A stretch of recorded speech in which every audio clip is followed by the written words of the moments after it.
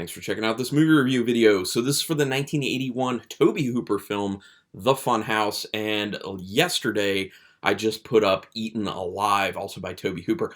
I think I liked that one more, and I think part of the reason being I could really view it from a so bad it's good perspective, as well as just like a regular film. The Funhouse, I don't feel like I can necessarily do that. It seemed a little too serious and not bad enough to be considered that way, if that makes any sense. Less of a fan of the Funhouse than Eaten Alive for the reasons I just stated, but it's okay. The Funhouse is okay. I do really view this as one of those films that if you saw it when you were younger, you probably have or could have quite a good relationship with this film. Think of it very fondly, and I totally get that. I could see where people would like this. Like I said, directed by Tobe Hooper. This was before he did Poltergeist and after he did the Salem's Lot TV show, which I still have yet to see. And by the way, I do have reviews of a few Tobe Hooper things, so I actually have a whole playlist on my channel for just Tobe Hooper films. So you can check that out if you're into it. This script was written by Lawrence J. Block, who did the 1990 Captain America film. I think, was that Roger Corman produced? Was that one? It might be. I don't know. And then something called Me Gunther Horror Show, which I think had a tie-in to the Funhouse. I actually think that after the film, the monster, I'll just refer to him as the monster, because that's how he's referred to in IMDb. I think he was given the name of Gunther after that, so just saying. Now, Dean Koontz apparently wrote a novelization of this book, or of this film, and it was... The film was, my apologies, the film was delayed a little bit, production-wise, and then the book actually ended up coming out before the film, interestingly enough, so then people started to think, oh, the movie's based on the book, but no, the book is actually based on the movie, so found that pretty interesting. Apparently there were a few on-set accidents, which is not great. You never like to hear that type of stuff. You would always want the producers, director, everyone involved to be as safe as possible and to really put safety first, like Lloyd Kaufman from Troma Pictures is all about, and a lot of other people, and that's how people should be. Apparently Siskel from Siskel and Ebert actually gave this film a pretty positive review, which it's not unheard of, but Siskel and Ebert, for the most part, weren't big into horror, and they did like to kind of dog on horror films quite a bit. So when I read that, I was like, oh, cool, Siskel gave it a positive review. That's crazy. And then the script apparently originally had more gore and violence that was cut back. That's one of my big problems. With a film like this, you have these opportunities for good gore, for good kills, and for the most part, everything's off screen. Like the impact of any of the kills or the actual kills happening, it's off screen. Now, some people who see it may just kind of think that, oh, you know, like your brain kind of fills it in after the fact and you think you saw something. Like that's what happens with Texas Chainsaw Massacre, apparently. But it's done so well that it's just so scary and so impactful. This one, in my opinion, not so much. But we needed gore. We needed a lot of gore. You don't see like any blood in this for the most part, just like some remnants here and there. And we needed to see the kills. That's the big thing. We needed to see the kills. I'm just saying. Between the music and the animatronics, the stage in the beginning of this is very well set as a creepy carnival. You know, you're seeing all those animatronics looking super creepy, in creepy lighting, with creepy music. And those are some of the things I like most. Like the capturing of the carnival itself, the carnival essence, the carnival ambiance. That's one of the things I really enjoy about this film. Also, just the fact that pretty much the entire film takes place at the carnival, also great. It builds that great atmosphere. It maintains that great atmosphere. I just wanted the actual storyline in this to be better. The carnival aspect, awesome. Loved it. All about that. But I will say that, yeah, the carnival, just, yes, it's good. Sorry, I got distracted. Some noise back there. Fun start with the killer POV and the mask view like in Halloween. I'm assuming that was inspired by the first Halloween film with, you know, where young Michael Myers puts that mask on and is walking with the knife. Same type of POV, but this time it's obviously the character Joey. who you don't know in the beginning. Like, you assume that this is an actual killer coming after Amy. I believe that was her name, Amy, the character, his sister.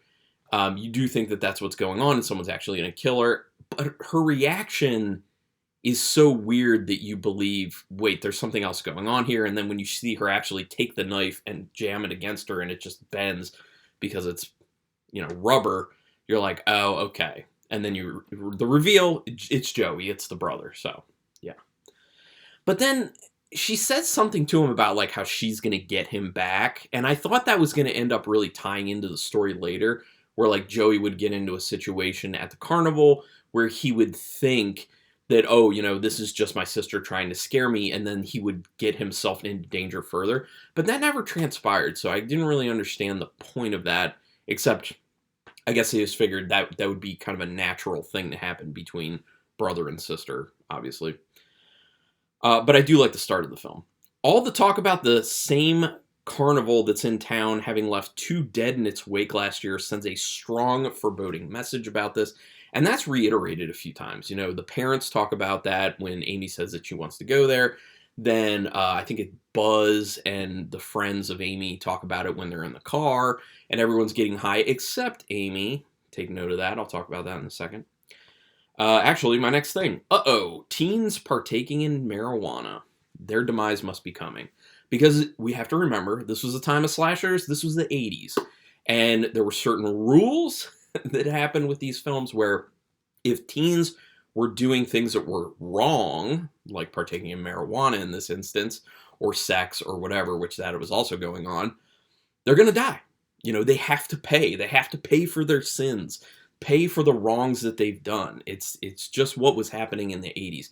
Now, take note that Amy wasn't participating in any of that. She wasn't participating in smoking weed when everyone else was.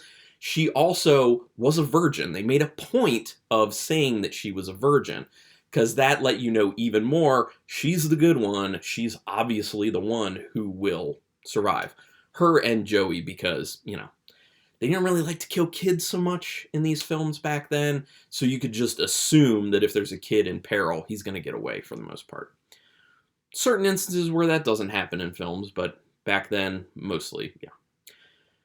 The fact that Amy had the instinct to not want to go to the carnival signals that she'll survive as well, on top of not smoking weed, being a virgin.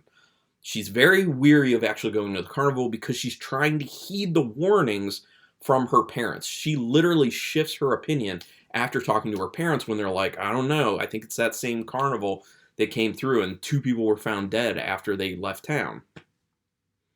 We find out probably why later. The monster. Frankenstein. The monster. Which they're watching Bride of Frankenstein, Amy's parents, when they talk about the carnival, which I think is a fun little tie-in. They show a good amount of actual fun at the carnival, which is important for showing stark contrast once things start to go very wrong within the film. It is important in film to kind of set up like a light, nice, safe mood in the beginning with, a few little hints that something could be coming, because then later on it stands in stark contrast with how bad things become. Like being able to see where things were and where they end up has more impact for making you feel like how bad the situation has become. You need a reference point in the first place. Just saying. My thoughts. The old lady in the bathroom is the harbinger, saying that God's watching you, which is another reference to if kids are doing stuff bad, watch out, God's watching you. Don't be having sex, don't be doing drugs, all that stuff. Certainly don't be stealing money like Richie does. That guy. You're already in a tough situation. Like, why are you going to go and make it so much worse like he does? I'm just something. But yeah, she's the harbinger. Like, that's a character that's been in a lot of these 80s films, especially slashers, where there's always that person, usually an older person. Sometimes, like in this instance, they're supposed to be, homeless or considered mentally unstable, stuff like that. So that what they're saying is brought enough into question, like, oh, they're just crazy. But they're placed there by the filmmakers to kind of be the harbinger to say bad things are coming. And in this instance, it's pointing out who basically is going to get it by saying that, if you're sinning, if you're doing bad things because God is watching, like, something's coming. The freak show tent, especially the mutated human fetus, is a hint of what's to come, big time. Especially the fetus, because basically the monster is a grown-up version of that, in essence. So when you're first going through the film, if you don't know anything about it, you're just experiencing the freak show. And then much later on, when you see the monster revealed, you're like, oh, yes, I see. This was foreshadowing of where we're going with the film, which is cool. The Coffin Gag, I thought, was pretty fun. The magician who did that coffin gag with the girl where he brought her up, put her in the coffin, and was like, here, this is a real stake, right? And then he just, like, did that. All the blood starts coming out, and he's like, he acts like it was an actual accident and she was really killed, and people fall for it. I could really see it being, like, actually playing out that way with people actually believing it, because they sold it. Like, they really made it seem like it was a legit accident and she was dead. I like that part of the film. I thought that was a cool touch to add in there. Yet another indicator of who lives and who dies. Amy takes the fortune teller seriously while her friends poke fun at the fortune teller.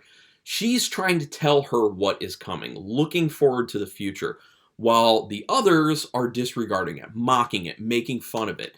You're not supposed to do that in these types of films. That indicates who is going to live and who is going to die. And obviously Amy taking very focused interest in the storyteller because she wants, or the fortune teller, because she wants to know what's coming in her life. Yeah, it also just shows that she's more open to experiencing the carnival the way it's supposed to be experienced, whereas her friends and her boyfriend are just kind of there to treat it like a ridiculous thing that they're just going to keep making fun of in so many ways and use it and abuse it in a sense. Was the peep show tent an actual thing with carnivals back then? That's a question I want to know. And if you can answer that question, please put it in the comments. Because honestly, I could see why that would be a very big attraction with those types of carnivals. But I just saw that and I was just like, I mean, it would make sense because you could probably make a lot of money. But was that a real thing? Was that a real thing? I need to know. They show the Frankenstein monster so much that you know there's actually going to be something up with him. Yeah, they keep going back to him. And the way he's acting, like, at first you're like, oh, this person's just acting. They're just acting like Frankenstein. And then they show him so much, and he's so in character that you're kind of like, yeah, I think there's something more going on. And then it goes even further when he's being observed by Amy and friends, where the whole paying for sex thing with the fortune teller happens, which is a weird scene. You can see drool coming out of the mask. And that's that next level where you're just like, yeah, there's definitely something weird going on here. But then also all the conversation around the act that's happening there insinuates that there's something wrong with this individual to the point where they can't get with a normal person. Or they can't get with anyone, let's be honest. Like, that's what it's kind of pointing at. During the scene with the couples watching the Frankenstein negotiate with the fortune teller for sex, note that he's drooling out of the mask. I literally just said that, sorry. Nice touch of all the animatronics coming to life and laughing while Frankenstein strangles the fortune teller.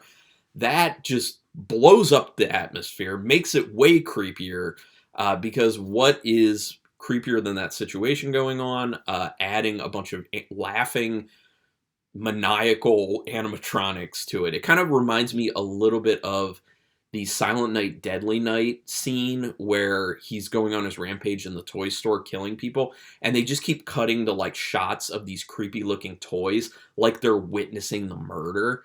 And in this instance, it's that, but it's going even further because it's actually like these animatronics are laughing about the murder. They're encouraging the murder. They're egging the monster on to commit the murder. So it plays really well in that sense. The reveal of the monster's true face is pretty solid. It looked good. Design, good. Creepy enough. People are probably taken aback enough when they first saw the film. And you know that things have gone too far when Richie has stolen the money, or it's revealed that he's stolen the money. Once they find out, the carnival barker, who's the monster's father, once he finds out that the money's gone, I mean, you immediately assume it's one of the teens. And then you find out Richie did it, and you're like, A, why would you do that? That makes absolutely no sense. You're just making a bad situation so much worse for yourself. But B, you're like, yes, that guy is definitely dying. And he ends up being the first one to die. So he did the worst things. That's why he gets killed. It's a pretty messed up moment when the carnival barker, tries to talk the monster into killing the teens. Yeah, that's an uncomfortable moment, and I think they did a really good job with it. It's one of those instances where the scene did need to take longer, which it did. Like, they took their time with that scene because how much awkwardness and uncomfortableness is created, you just feel it. And sitting in that for a while really helps with the experience of the film, in my opinion, because you feel so terrible about how this guy is trying to basically convince his son to kill people. Crazy. It's something. The rope getting Richie in the funhouse is very but Buzz actually killing him by putting the axe in his head accidentally for it. That's pretty fun. But once again, like I was saying about all the kills, we needed to see it. We need more of the gore. We needed to actually see the kills happening. We needed it. That's what this film's missing. I definitely would have enjoyed it more if that had been the case. Liz's off-screen kill is super lame. With the fan right there, like, that was the perfect opportunity for the monster to shove her head into that fan, and you just see viscera, blood, and guts all over the place. Like, that could have been, like, probably the best kill of the entire film, but it's all done off-screen, which is just terrible. And the fact that when it's being done off-screen, the scene just takes too long. Like, why are we taking this long with a kill scene that's off screen? Like, just do it real quick and move on in that case. It's like it's rubbing it in that you cannot see it. I hate that about it. With how far that sword, when the carnival barker gets pushed into that sword by Buzz, with how far out it was sticking, and how, like, the force that Buzz was pushing that carnival barker with and how close he was to his body, he initially would have been stuck with that. Now, obviously, he does end up getting stuck with it as the barker grabs him and kind of pulls him in. But initially, when he shoved him, he goes so far, excuse me, dry throat. He goes so far onto it that, excuse me, I really apologize for this, that he definitely, it would have happened to him too. I gotta fight this. My bad. During that whole scene, I got flashbacks of Eaten Alive because of Tobe Hooper's obsession with red lighting. That's something that showed up a few times within the actual funhouse itself in this, is that it's just red lighting. Like, I don't understand it. Like, and I talked about it in the Eaten Alive review. Obsession with red lighting. It was so weird. Like, I understood it even less in Eaten Alive, and it was done so much more in Eaten Alive. But when it then shows up in the funhouse, like, I guess it kind of made sense because of the lighting within the funhouse itself, but it just gave me those flashbacks, and I was just like, oh my gosh, is he just obsessed with red lighting? Thankfully, that's not an obsession that went to Poltergeist or Life Force or other films like that. Now, here's a question. How are the inner workings of the funhouse so much when it's a traveling carnival? I think there may have been a comment at some point about another carnival coming in, so maybe there's this situation where the town had these kind of permanent structures set up for a rotating grouping of carnivals to show up and set up shop. But, like, when everything goes down in that kind of basement area where there are all the mechanisms, you know, those big cogs that the monster eventually gets crushed by, and you have, like, those chains with the hooks on them going through the place. Like, I'm looking at this and I'm like, this is a traveling carnival. The traveling carnival would not have this stuff. So is it a situation where the town built all this infrastructure just for carnivals to show up? I guess so. It's kind of weird. I don't really get it. Why is there so much focus on that spinning grate? I understand why. Because when Amy's sitting there and she's staring at that spinning grate that was kind of hanging down in that basement area, I get the point of it. The point of it is to focus the audience on something so that when they do the jump scare of the monster being not coming, basically not coming from that direction, which is why Amy's so focused on it, it's supposed to be more of a jump scare. But they focus on it so many times and for so long that you're just like, it is a great, like, can we move on? Like, do the jump scare real quick and let's get this thing moving. There's just some weird choices in this. The monster's yowling sound I thought was funny. It came off as a very, very funny noise that the monster made. I actually laughed and I was watching it by myself. And why does Amy keep standing there as the monster moves closer to her on the hooks? That's what I didn't understand. So the monster gets, you know, impaled in the back on these hooks, and he's kind of just getting like dragged by it, and it's coming towards her, and she literally just stands there and stands there and stands there and stands there. She would have gotten out of the way. Like, she 100% would have gotten out of the way. This kind of goes back to what I was saying about the film Eaten Alive, where there's the part where Robert Englund's character is, you can tell he's literally standing there waiting to be pushed into the pit with the crocodile. Like, this is that same thing. Like, you can see that it's a staged thing, and it's done so poorly that you're just like, this makes no sense. This is ridiculous. So it's the same type of thing. The cog crushing looks awful. You can tell that there's so much space between those cogs that while the monster's being crushed, he's not actually being crushed. Like, it looks awful, in my opinion. And here's the thing that's worse about that. You could have solved that literally by just shooting it from a different angle. Like, literally just move the camera like this to the side at like a diagonal angle, and you can't see that there's all that space there. And then it looks like he's being crushed. But to shoot it like right on where you can see that there's a ton of space between these cogs and he's not getting crushed, come on. Like, really, come on. I think the animatronic lady laughing at the very end of the film is actually supposed to be a nod to the old term, it's not over until the fat lady sings. I think that's supposed to be kind of like a Tobe Hooper joke, as in like, haha, you know, this is how we signaled that the film is over. The fat lady has sung. It's done. And that's what they do. So I thought that was slightly clever. Okay with that. One of the things I enjoy most about this film is that you feel like you get the carnival experience because they do a good deal of time. They spend a good deal of time with the couples actually having fun there. Like I said, like, my favorite aspect of this film is the actual carnival, the ambiance of the carnival that they built, but also just the fact that as an audience member, you feel like you've seen enough of it that you have experienced this carnival. Honestly, because I wasn't big on the actual story and how they executed it here, it just made me want to see more of their mundane time at the carnival, just like going around having fun, goofing around at the carnival. Honestly. All the parts with Joey going around the carnival seem super pointless, and really we could have done without all of those scenes. Really, in the end, Joey doesn't matter at all.